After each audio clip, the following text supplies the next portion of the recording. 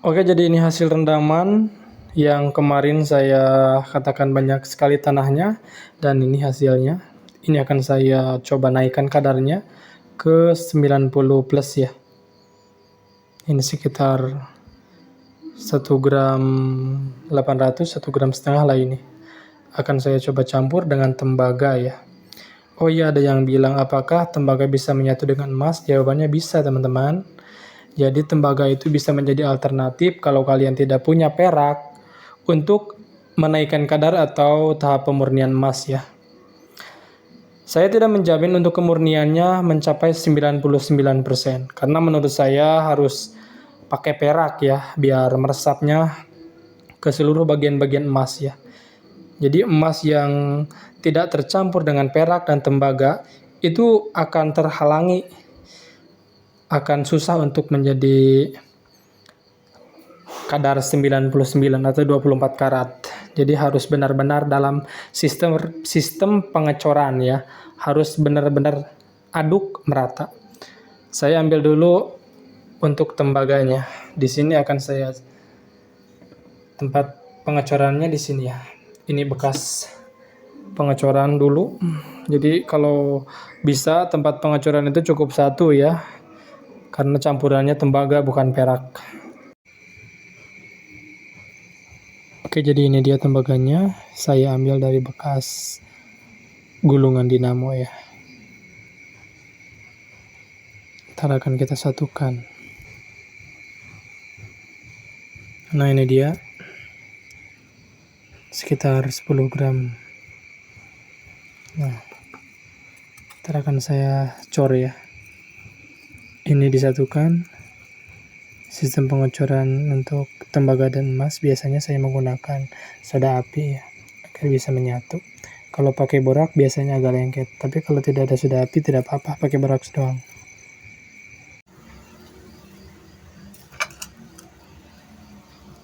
Oke, jadi ini dia setelah pengecoran ya.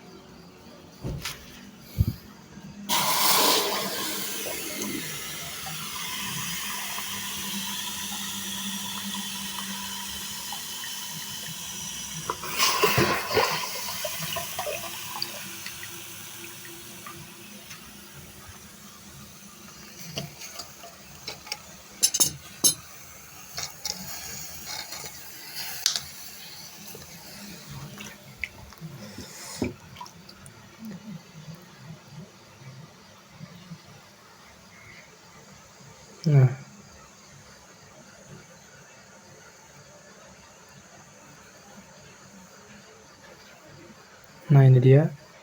Yang hitam-hitam tadi itu ini di sini nih letaknya. Nggak tahu ini logam apa, kayaknya perunggu ya. Yang hitam-hitam ini. Dan di sini banyak sekali pengotornya. Bercampur dengan emas. Yang merah ini tembaga nih. Ini yang menutupi emas. Ada berbagai macam warna di sini, hitam, merah, perak, agak kuningnya juga. Oke, sekarang kita murnikan.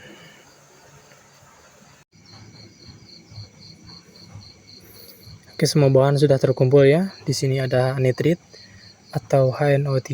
Di sini sudah ada stainless. Nah, untuk stainless itu tahan ya terhadap nitrit ya atau air keras.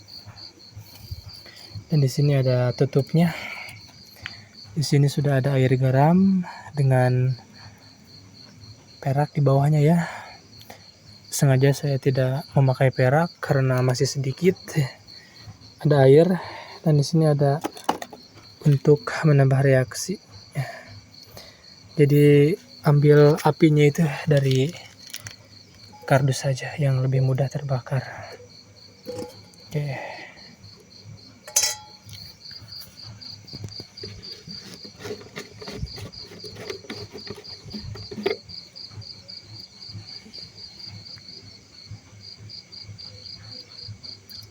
Oke, sedikit dulu saja. Nah, sudah bereaksi.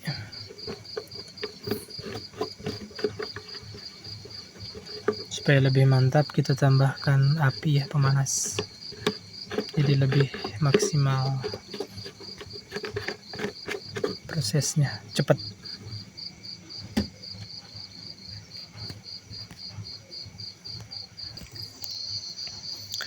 Nah, seperti ini. Kenapa harus pakai tutup panci seperti ini? Jadi enak guys, di sini kan ada lubang nih. Tuh. Untuk keluar angin. Untuk keluarnya udara yang ada di dalam ya. Jadi kalau misalkan kita tidak ingin udaranya kotor, kita pakai ini aja nih. Mantap. Kalau kita buka, wow, hitam guys. Nah, itu ilmu guys ya.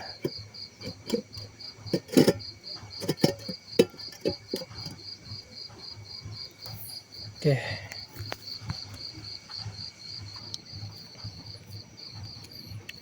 Bisa teman-teman lihat ya. Udara yang ada di dalam itu sangat hitam sekali. Itu adalah abu dari atau asap yang dimakan air raksa yang memakan itu ya, tembaga. Nah, kemarin saya sempat melarang ya untuk yang kadar 70 ke atas itu tidak disarankan untuk dicukim, atau lebih baik dijual saja karena itu kan kadarnya sudah tinggi. Kalau misalkan kita ganggu, takutnya pada saat kita proses pengecoran, karena proses itu ada agak sedikit kegagalan. Kalau misalkan gagal, yang ditakutkan malah makin jelek ya hasilnya, susut. Kemarin ada yang bilang mana mungkin Mas Murni susut. Ya iyalah, namanya juga Mas Murni itu kan udah murni. Kalau udah murni ngapain dicukim lagi? Saya katakan Mas kadar rendah ya, bukan Mas Murni. Kalau Mas Murni ngapain dia otak-atik lagi? Udah kayak LM Antam ya. Tinggal nunggu harga emas naik turun aja ya kalau sudah LM. Nah, sekitar 4 kali atau 3 kali bilasan ya. Ini baru pertama. Ntar akan saya kasih lihat hasil bilasannya. Oh iya, bisa nggak sih kalau misalkan proses kayak gini tidak memakai api? Jawabannya bisa guys. Cuma lama guys. Kalau memakai api itu untuk menambah reaksi dari si air keras itu. Jadi mempercepat proses. Nah, kalau misalkan tidak memakai api, itu kita lama proses menunggunya. Jadi kita harus menyimpan semalaman, air kerasnya itu dikasih banyak. Pasti setelah 12 jam lah, pasti akan selesai.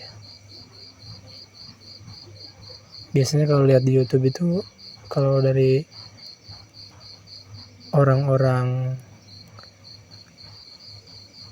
luar biasanya suka disimpan seharian baru dilihat lagi besok.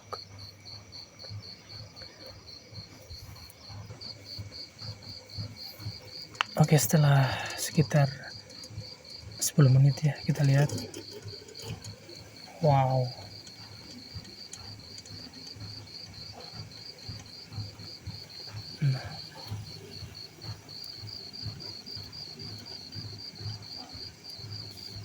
Oke.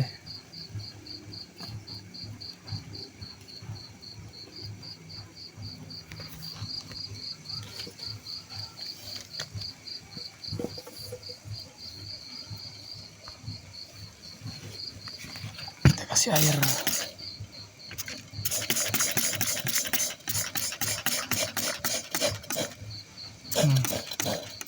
Udah kelihatan itu emasnya tuh.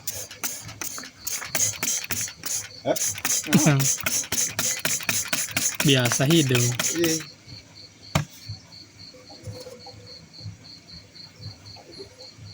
Cukim. Aduh.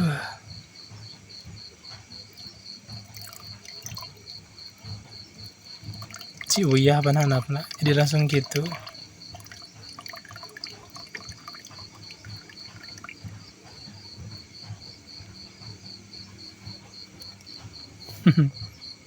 Kudu 2 kali deui ya teh.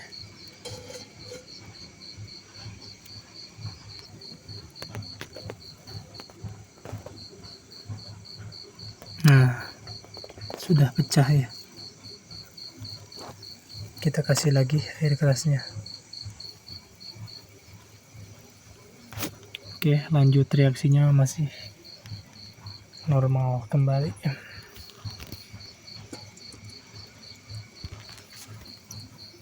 Tutup, guys.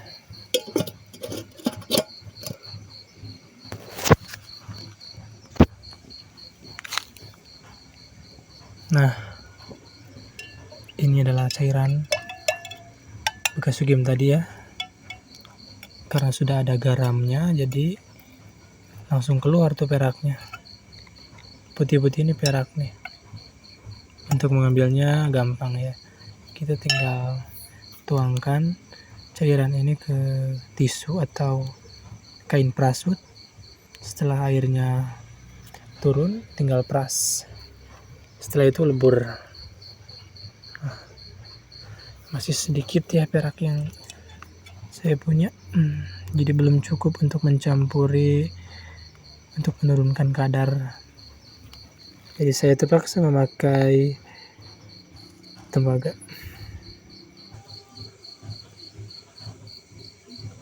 Ini baru bilasan yang kedua ya. Tinggal 1 kali lagi. Jadi ini hasilnya teman-teman. Ini hasil 3 kali cuci ya. Itu masih ada yang besar-besar. Harusnya ini kayak tepung. Tapi tidak apa-apa. Karena saya sudah bilang saya tidak menjamin ini mencapai kadar 99 atau logam mulia. Bisa teman-teman lihat ya di air. Nah, itu ada yang mengambang. Itu adalah serbuk emas, serpihan emas. Karena saya suka kayak gini, digini-gini. Jadi ada yang ikut terangkat ke atas ya. Emas kecil itu ngambang. Nah, oke. Sekarang tinggal lebur. Oke, setelah dikowi kita tambahkan boraks ya. Wajib kita tambahkan boraks untuk pelumas ya, agar tidak lengket. Untuk peleburan kita memakai api sedang dulu ya. Kalau misalkan kita memakai api yang langsung tajam, biasanya kowi itu ada yang kurang matang ya. Jadi ada beberapa kowi yang dindingnya itu suka pecah, dan pecahnya itu suka terpental keluar ya. Jadi debu-debu emas itu bisa ikut karena pecahan-pecahan akibat panas yang dihasilkan oleh oksigen atau alat pelebur ini. Nah, wajib dikasih boraks ya. Dengan adanya boraks, kowi juga lebih kuat ya, karena terlumasi oleh boraks. Biasanya kalau tidak pakai boraks, kowi itu suka pecah kecil-kecil dan membawa serbuk emas. Dan ini dia hasilnya ya.